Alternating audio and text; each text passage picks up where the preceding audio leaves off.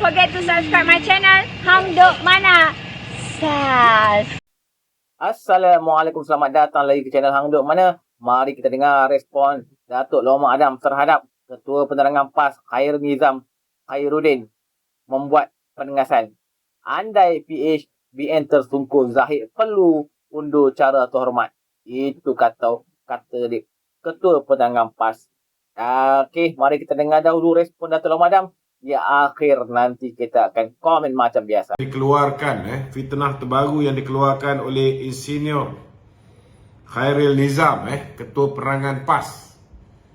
Amat sangat tidak logik apabila Ketua Penerangan PAS mengeluarkan kenyataan yang bagi saya sangat tak cerdik dengan menuduh kononnya hari ini bahawa UMNO sedang berperang dengan DAP berebut kursi. Tuan-tuan, semua orang tahu bahawa UMNO tak pernah pun bertanding di kawasan bukan Melayu. Dan DAP tak pernah pun bertanding di kawasan Melayu. Jadi di mana datang logiknya kenyataan yang dikeluarkan oleh Khairil Nizam ni, tuan-tuan? Saya nak bacakan sebuah ringkas kenyataan Khairil Nizam ni. Dia kata PRN detik penentu, rakyat tolak kerajaan. Dia kata PAS memandang serius cabaran timbalan Perdana Menteri Datuk Seri Ahmad Zahid Hamidi agar pengurusi Perikatan Nasional menggunakan pilihan raya negeri sebagai kayu ukur sokongan rakyat. Kalau dia berdabik dada kata bahawa 80% rakyat orang Melayu menyokong Perikatan Nasional. Jadi tolonglah buktikan di dalam pilihan raya di 6 buah negeri ini bahawa kamu boleh mendapat 80% sokongan orang Melayu. Jadi sekarang ni kita punya target dah jadi mudah. Kalau mereka ni gagal dapat 80% sokongan orang Melayu, maknanya Muhyiddin Yassin, Haji Hadi dan semua kepimpinan Perikatan Nasional gagal untuk membuktikan bahawa mereka mendapat sokongan 80% pengundi Melayu seperti yang dinyanyikan oleh pemimpin-pemimpin Perikatan Nasional. Mereka mengatakan PRU15 telah membuktikan BN UMNO merekodkan keputusan terburuk dalam sejarah kerana tinggal 30 kursi parlimen saja dan UMNO hanya tinggal 28 kursi. Yang ini pun, tuan-tuan, salah. Untuk makluman, Khairil Nizam, UMNO tinggal 26 kursi, bukan 28 kursi. Kalau nak buat kenyataan rasmi ni, tolonglah cek anda punya fakta tu betul tak betul. Dan jangan nak bangga sangat. Jangan nak bangga sangat dengan kursi 74 kursi yang bersatu dan PAS menang. Kalau menang, kamu gadaikan prinsip Islam, kamu menang dengan menyogok pengundi-pengundi, dengan menawarkan habuan, ada yang 300.5, ada yang 150, di kawasan-kawasan yang wakil-wakil kamu telah kelepek sebahagian daripada duit yang sepatutnya diserahkan pada pengundi-pengundi ni. Ada setengah tempat kamu bayar 500, setengah tempat bayar RM1,000. Kalau beli undi ni,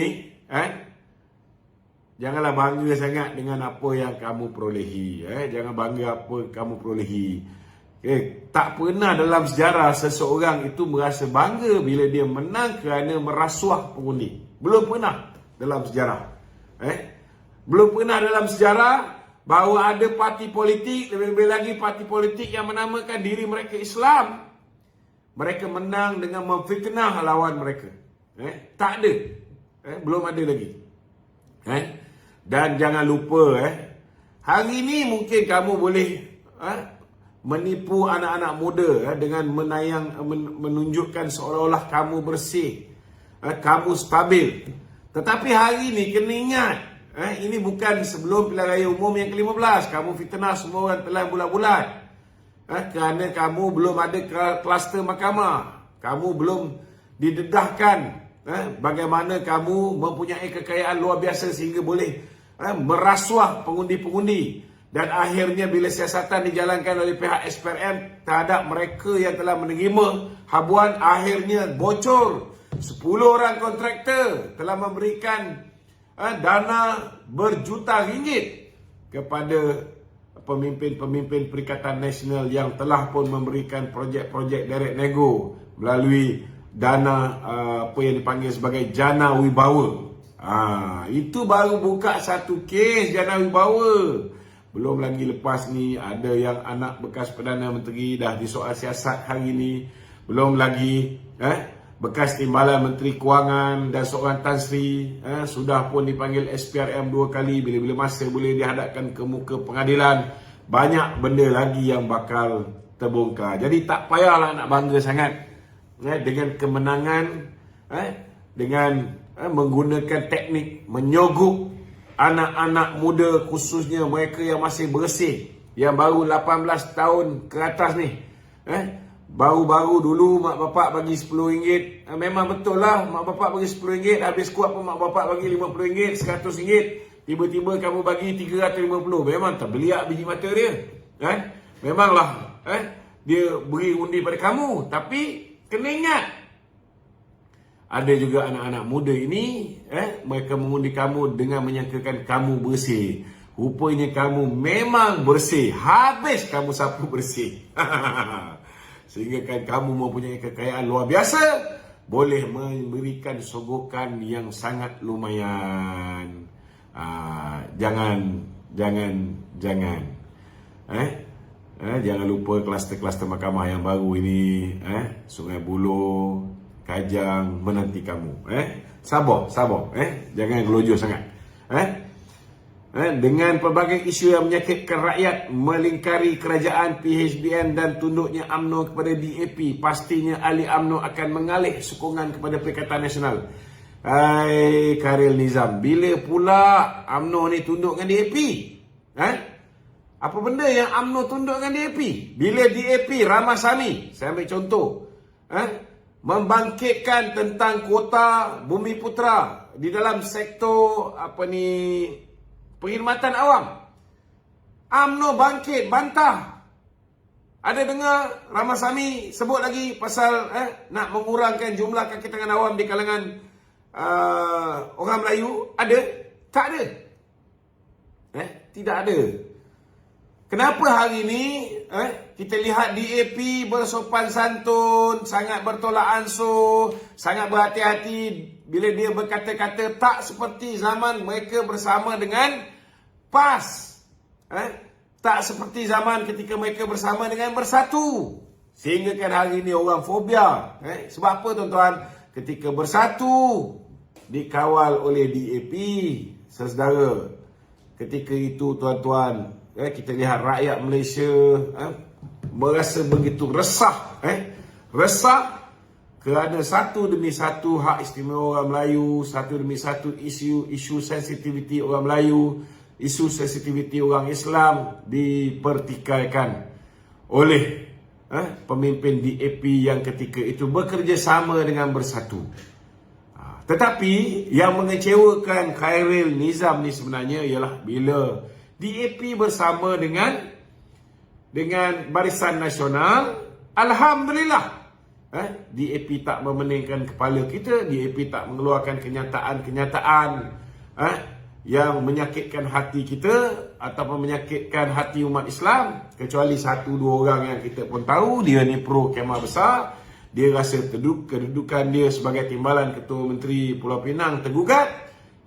Dia merasakan risau, takut anaknya akan dihadapkan ke muka pengadilan. Dia takut bocor tentang apa yang dilakukan oleh Tommy Thomas dengan pelantikan Ketua Hakim Negara, Peguam Negara. Saudara, ini yang menyebabkan satu dua orang yang berkepentingan saja yang bersuara, yang nampak lain macam. Tetapi rata-rata pemimpin DAP tidak ada masalah. Malah hari ini kita lihat Teo Li Ching menyeru ahli DAP untuk memberikan sokongan dan undi kepada calon-calon daripada UMNO dan Barisan Nasional. Alhamdulillah. Alhamdulillah ni tuan-tuan. Okey. Peralihan sokongan ini juga ditambah dengan perbalahan pembagian kursi antara UMNO dan DAP di beberapa negeri sehingga ramai ahli UMNO kini bertekad menentang UMNO secara terbuka. Allah, kalau setakat manusia macam Zam Yahya yang kau bayar tu, tak payah duk sembang lah. Ini tak mewakili keseluruhan ahli UMNO. Kalau setakat satu dua pemimpin, nak kata pemimpin pun tidak, TikTokers, yang tiba-tiba hari ini menyokong Perikatan Nasional, suruh pemimpin-pemimpin ataupun ahli kaum UMNO menyokong Perikatan Nasional kerana tak puas hati Datuk Seri Najib tidak dibebaskan lagi. Tiba-tiba dia kata mereka ni akan keluar dan menyokong Perikatan Nasional. Lebih-lebih lagi kerana UMNO dan DAP berebut kursi. Inilah tuan-tuan, kadang-kadang kita pun tak faham macam manalah Haji Hadi boleh lantik dia ni menjadi ketua penerangan.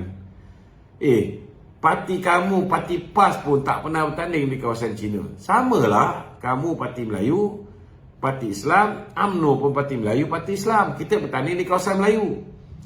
Maksimum kita bertanding, BM tanding tahun 2018, 122 kursi. Tak ada pun kursi ni, kursi kawasan Cina. Tak ada. Tak ada pun, kita UMNO terpaksa berhadapan dengan calon-calon daripada DAP. Tak ada.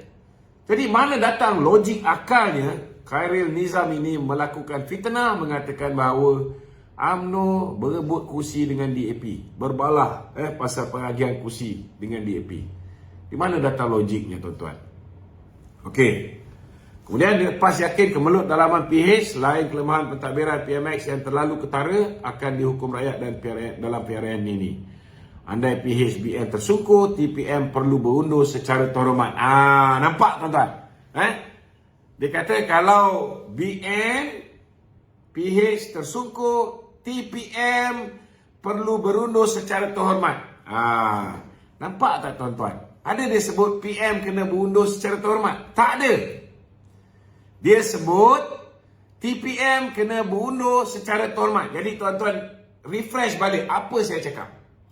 Kita kena pastikan pilihan raya di 6 buah negeri ni BN kena menang, PH kena menang, Kerajaan Perpaduan kena menang lebih kurang-kurang 3 negeri atau lebih. Sebab apa? Sebab ada perencanaan puak-puak Perikatan Nasional ini masih lagi menggunakan puak-puak di dalam parti UMNO ini. Antaranya kita tahulah yang bekas-bekas tu. Masih lagi menaruh harapan tuan-tuan nak menjadi menteri-menteri balik. Saya dah cakap kalau kita gagal untuk memenangkan kurang-kurang 3 buah negeri yang sedia ada hari ini di bawah Kerajaan Perpaduan, mereka akan gunakan kekalahan ini untuk menunjukkan seolah-olah Datuk Seri Zahid gagal untuk membuat UMNO mendapat sokongan orang Melayu, dan mereka akan wujudkan satu gelombang untuk menolak Datuk Seri Zahid sebagai Presiden UMNO. Tujuannya apa? Dengan harapan orang lain menjadi timbalan, menjadi pemangku presiden, dia akan jadi pengurusi Barisan Nasional, dia akan ada kuasa, dan kuasa ini boleh digunakan untuk tarik 30 orang MPBN ini menyokong Perikatan Nasional supaya bos kepada Khairil Nizam ini tak payah hilang kursi Parlimen Marang. Kenapa jadi nak hilang kursi Parlimen Marang? Kerana perbuatan merasuah pengundi di Marang yang dilakukan secara terang-terangan oleh ahli jawatankuasa PAS Marang. Ingat lagi, wallahi saya undi PAS. Dalam masa yang sama boleh menyelamatkan pemimpin PAS yang ada masalah dengan tambatan banjir yang masih lagi disiasat oleh pihak SPRM daripada menjadi kluster mahkamah, tuan-tuan. Ini sebenarnya. Jadi dah nampak tak tuan-tuan? Kalau sebelum ni saya cakap, kalau kita kalah di 3 buah negeri ini, mereka akan create satu gelombang baru. Hari ini dah disahkan oleh Ketua Penerangan daripada PAS, tuan-tuan. Itu sebab saudara kita kena berusaha bersungguh-sungguh memastikan supaya kita menang pilihan raya ni. Kalau boleh kita nak menang 5 buah negeri. Saya nak tanya dengan Khairil Nizam, kalau katalah UMNO menang 4 buah negeri, salah satu negeri yang kamu jaga ni, contohnya negeri Kedah, jatuh, Adakah Muhyiddin akan letak jawatan? Bunuh. Ataupun Eddie Weng akan letak jawatan? Sekarang ada gelaran baru, Eddie Weng. Sedap juga nama tu. Bismillahirrahmanirrahim. Okey tuan-tuan, komen saya lah. Apalah sangkut paut. Dia orang ni, sekarang ni PM ni rasa dia orang boleh menang ni. Sedangkan sekarang pun dia ingat dia orang ni PM best bersih. Sekarang dia orang pun dah di kluster mahkamah. So, tiba-tiba nak suruh Zahid letak jawatan pula. Lawan dulu. Apa-apa pun. Sekarang ni kerajaan apa? Kerajaan Perdana ni baru 6 bulan merintah. So, rakyat tak sempat nampak lagi kebaikan sepenuhnya. So, pas ni sekarang dia orang yakin, dia orang ingat orang Melayu semua akan sokong beliau lah.